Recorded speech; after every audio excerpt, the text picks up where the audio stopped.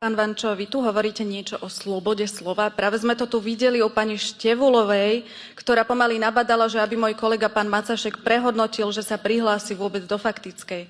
Chcete mu nadiktovať normálne rovno, že čo má a čo nemá hovoriť. Toto je tá vaša sloboda slova. Však vy by ste tu regulovali sociálne siete, vypínali weby nepohodlné rovno. Ešte keď tu stále hovoríte o aktualitách a Bardym, že aké je to šikanózne voči nemu. Nie je to skôr šikanózne to, čo on vydal?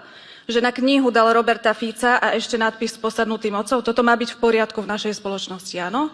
To sú tí praví príživníci, ktorí žijú len z toho, že píšu o Robertovi Ficovi. Bez neho by boli bez práce takíto ľudia. Toto má byť sloboda slova? To ja môžem rovno napísať knihu so Šimečkovou tvárou s názvom Príživníci Slovenska. Môžu sa mi kľudne ozvať vydavatelia a urobíme z toho bestseller. Veď očividne je to v tejto spoločnosti niečo normálne a nebude to hanlivé. Ešte to aj sfilmujeme.